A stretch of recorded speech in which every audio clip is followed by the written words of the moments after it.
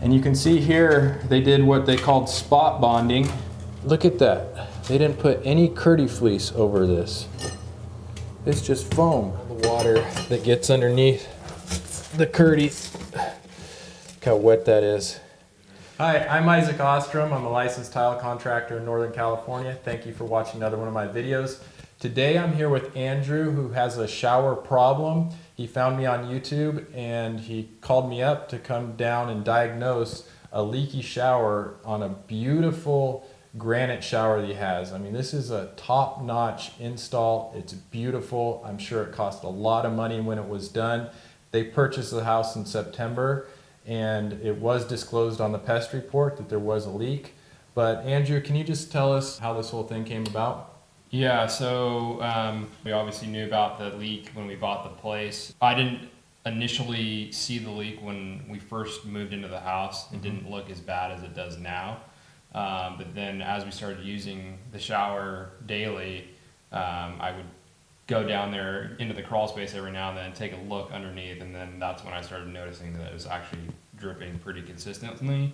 The shower, like you said, is a really nice shower, but unfortunately it looks like there's something wrong underneath. It's interesting because I see a lot of different bathrooms. I see a lot of showers. I see a lot of tile jobs. This one looks really good. A huge piece of granite that they had to put in. And to be able to do that inscribed tight to the walls, this took a lot of skill, took a lot of effort. These were qualified contractors, you could tell. The problem is granite guys aren't always privy to all the things that you need to do to prep a shower properly. So even though they're very skilled at putting in granite, they probably did countertops most of the time. That's one of the issues we run into when I see granite. They can do a beautiful finish, but you don't know what's underneath. I'm just gonna start taking some things apart. We'll go downstairs. So the leak downstairs, you can actually get down into the crawl space and it's really nice. There's plenty of room and you can see up there where the water's dripping. So when the shower is on and the water is running, you can actually see the drip coming down. And there's a few other little concerns. To me, it looks like it's a Schluter Kerdi system, but it looks like it wasn't done properly. And so I think we need to just take the whole shower pan out and then really be able to diagnose it. But before that, the first thing I'm going to do is remove a little bit of drywall on the outside just to make sure that's not where the leak is, because I'd hate to tear into your whole shower and then notice that the leak was actually outside of the shower. We're going to do some dissecting here and find out where this leak is. Okay, so I'm underneath the house in the crawl space here and we already have drip, so you can hear the water running. So the water's going down. So this is the drain pipe. You can see it's going into the trap right here. So that is the drain pipe. This area right here, you can see water already coming down. We have fungus growing, a lot of water damage, and the water dripping. See the water dripping right there. So a lot of water coming down. So there's the drain and you can see we have slight water damage and a lot of efflorescence coming down from the outside of the drain, which tells me that something is failing in the shower drain as well. If there's efflorescence, that is, so there's the drain pipe and you can see the efflorescence on the side of the pipe coming all the way from the top. That's dripping all the way down from the top. Not a good sign. Okay, so first thing I'm going to do is take off the drain cover. Again, this is a Schluter drain cover, but I don't know how they did it, so I'm not going to go and start blaming Schluter. I do not know how it was installed, but definitely a Schluter grate.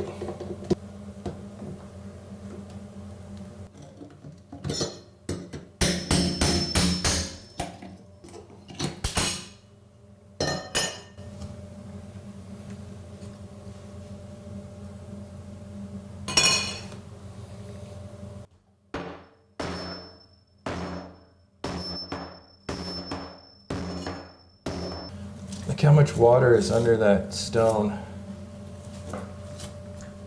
Also, water is being trapped under here, and you can see how much water is around the drain.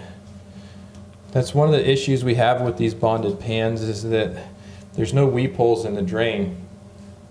So water gets trapped in there and then it can find a way out.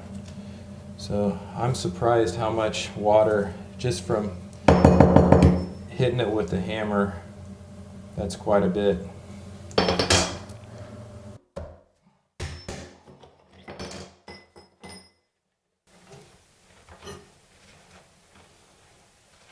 Yeah, look how much water was sitting in between the granite and the membrane. So basically water is just sitting in between the granite and the waterproofing layer, which, if water is just sitting, you know what happens with water. It gets nasty, for one, and then for two, it usually finds a way out. So with the Schluter system, with no weep, no mortar bed for the water to drain to, the water is trapped. So I'm really surprised to see that much water just sitting right under the stone. So I'm going to continue to pull this up and we'll see what we find. I'd like to leave the waterproofing layer intact, so at least I can inspect it and find out where the water is actually penetrating the Kerdi membrane or whatever they have under this. So as I sponge the water out, watch what happens. Because this is the low point now, you actually see current. Water is actually flowing from other places when I take water out, and it fills right back up.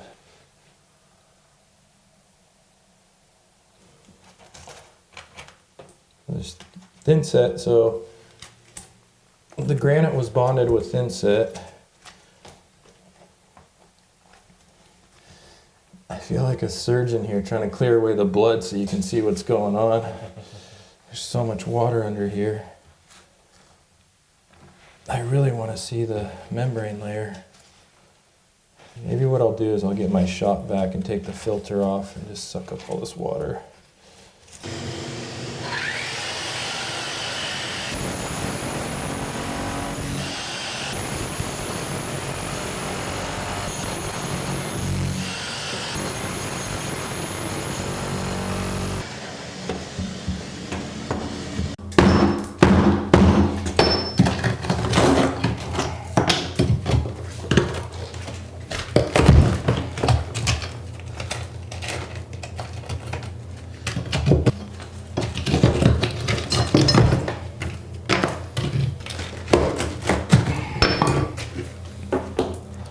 Okay, so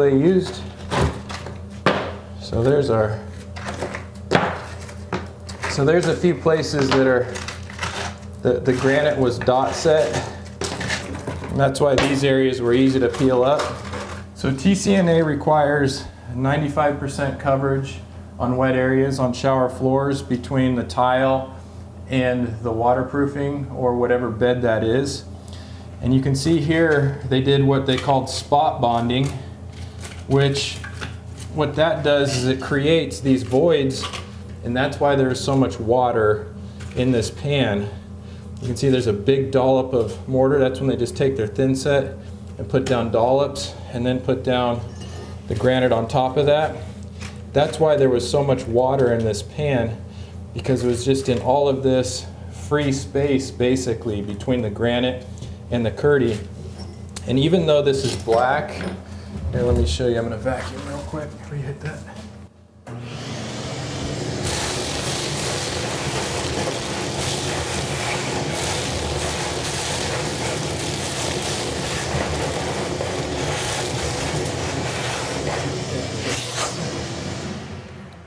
So even though this is black, this is actually the Kerdi.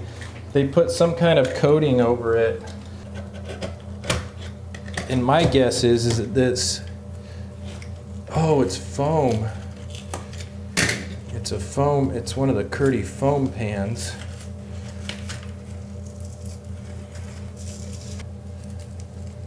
There's the Kerdi membrane, but you can see it's supposed to be orange, but it has this black. They went over the Kerdi with some kind of black waterproofing. I think Mapei has a black, or they used to have a black roll-on waterproofing, but see there you can see the Kerdi fabric, the orange. But this is a foam pan, and the foam looks dry underneath right here. That's the Kerdi foam, polystyrene foam. So they had foam, a layer of Kerdi, and then they had the black stuff on top of it. But again, here's the evidence of spot bonding, which allowed water to just sit in here. And my guess is that water found its way over to the seams after the water all backed up. As you've seen from my testing, Those where the overlap, there is a little bit of water in there. if given long enough time, water sitting on Kerdi, it will eventually wick under the thinset and leak out. These systems are designed to dry out in between uses. So the shower gets turned on, it gets wet, shower turns off, it dries out. The problem with when they spot bonded this, what it did is it allowed places for the water to sit. And so it's basically a submerged application. It was like a swimming pool, just like the testing I do. So that's where the problem is. And so as we get out to the edges, I'll bet that is where our seams failed. There's another spot bond right there. Another just dollop of thinset, and all the water just sat in here. Nice dollop surrounded by all of these voids. And here's, you can see the Kerdi. There's the roll-on waterproofing, the black stuff. And there's the actual Kerdi, the orange. Look at that. They didn't put any Kerdi fleece over this. It's just foam. Looks like they bonded with epoxy.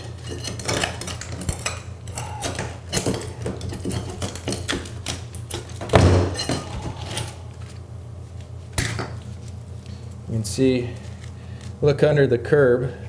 Of course it's going to get wet. This is a curb, and I can actually see standing water in here. Let me get the rest of this curb out.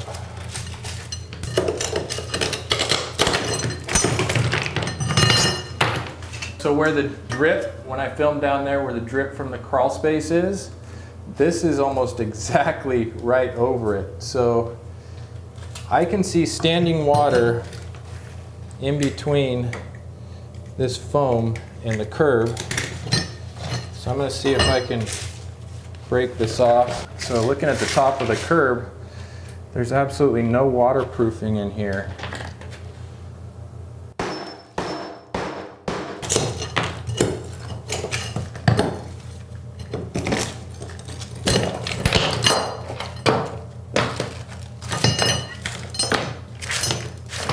So look at that, going into the curb, and this is literally running probably right down to the subfloor. Let's see if I can get some of this foam out.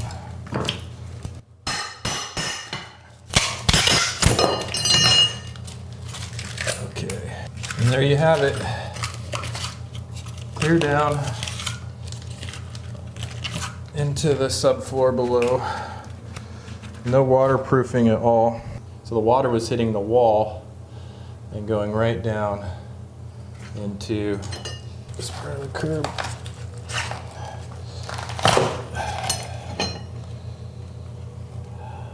Yep. Look at all that water damage. It's all wet.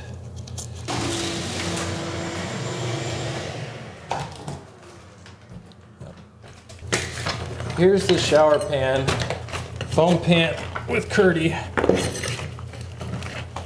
Here's one of the dot sets. So here's where the Kerdi pan met the foam curb, and there was literally no waterproofing.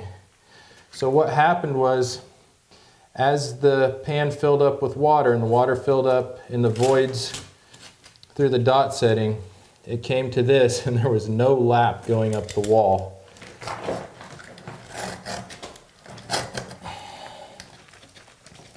Here's our layer of Kerdi. There's our Kerdi. And there was no seam transition at all. It just butted right into the foam. There's no waterproofing on the foam even. And so you can see all this, it's been wet under here for a while.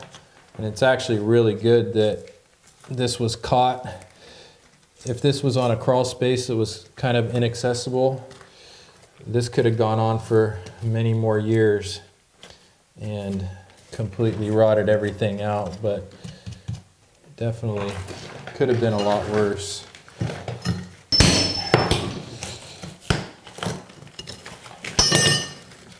So somewhere along the line, so now they're into a mortar bed. So I bet where the foam pan ended, they went in with their deck mud. And there's a seam of Kerdi, so it probably ends like, the foam probably ends right about here. Yeah.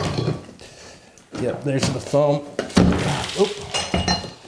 So that's where the foam pan ended, and they did a little of extension with deck mud, which is fine to do. But they definitely did not know what they were doing. And it looks like they took some spray foam and put it in between the channels. Yeah. See, the Kerdi is the foam has these hollow channels, and they use some spray foam just to fill them in. So it's weird that people would. So it's weird that people would take the time to do something like that, but they wouldn't take time for the most common sense part of it all, to wrap the waterproofing up the wall. So basically, I'm assuming this whole perimeter is just Kerdi butted into probably the drywall. It's probably butted right into it, and pretty crazy what people do. Here's a look at the Kerdi drain, and I'm gonna take this off.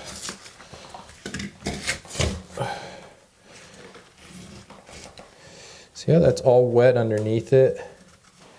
So that's what I've noticed on all of my Schluter drains that I've torn out, is that even under the waterproofing, there's nothing, whatever bonded the fleece on here, it's completely gone. So this is what a new Kerdi flange looks like. It's got this fleece on here. And You can see over time, this white stuff actually came off. there's no bonding fleece. So when you see how the thinset underneath the Kerdi is wet. Pull this up. See how wet it is underneath it? And that's not from anything out here. That's from thinset getting up under. Because down below I noticed that water and efflorescence was coming down through the drain. You can see that how easy that comes off. It's not bonded and water can wick up under it. See how the thinset's all wet underneath it? This was like this. Thinset or water had wicked up underneath it.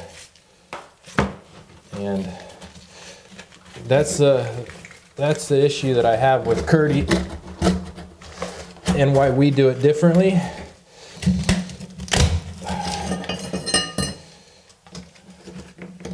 Yeah, so this assembly, water is supposed to be able to weep down and out of this stuff so that water can weep.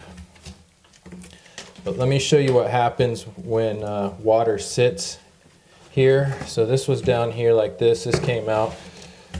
And when I pull this out, you're going to see all the water that gets underneath the Kerdi. Look how wet that is. So if water has a chance to sit on Kerdi, the thinset eventually wicks it all up and out. And that's all wet thinset underneath the Kerdi. So what I do what I do differently when I use Kerdi, I take Ardex 8+9, which is completely waterproof, and I go over my Kerdi and I take it all the way inside the flange in here. And if you want to see that, I'll put up the link to the video right here so you can see how I do that. But that way, water can't wick into the thinset and cause that, all that water that gets up underneath the Kerdi. So now most people don't know this stuff. They only put it in. We are just beginning to tear these things out and really getting to know how they actually work over a prolonged period of time. This install was from 2006. I didn't even start putting Kerdi in until 2010. Most of you guys out there watching this, your first Kerdi install was probably about 5 years ago. I'd say that's probably the average of when people really started using these systems. Before that, it was all vinyl liners or some other type of waterproofing. So I think we're just now beginning to find out how this stuff works over time. And my biggest issue with Kerdi is that this transition where the fleece goes over the bonding flange, water ends up getting up underneath it. The two that I have torn out, that is what's happened.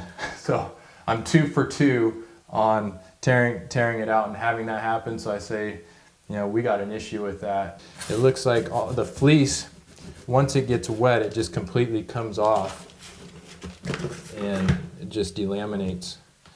All right, thanks a lot, Andrew. It's a pleasure working for you. Thanks for and coming by. I look forward to rebuilding this thing for you. But I'm glad we diagnosed the shower problems and found out where the cause of it was. And it's nice to get it out and let it dry out before we come back in to tear it out. So, and if you guys have a shower that has a leak, has a problem, or you got a shoddy tile job, leave your comment in the section below. Maybe I can get some video from you or meet up if you're local. I think it's good for us to share information so that, because when people have been doing it away for a long time, they might not know they're doing it wrong. Just like in this shower, in this instance, they did a lot of things wrong. Now by me showing what they did wrong, now you guys can learn from it. So this makes us all better. So Andrew, I also want to thank you for being a first responder, you're a firefighter. I think that's really cool. All my first responders out there, thank you, thank you, thank you. We just work, we do a lot of work with police officers, firefighters. Mike, who we just worked for, I want to say what's up to Mike. And Nathan. Nathan, you know who you are. Thanks a lot, man, for all that you do for us. Makes my job look really easy. You guys work your butts off. You guys deal with some really tough situations that we don't have to deal with. And I know it takes a toll on you. So thank you for your hard work, man. I appreciate you saying that. Yeah, appreciate it. You're welcome. You're welcome. So last but not least, guys, I love you. I love being your tile coach. We'll see you on next video.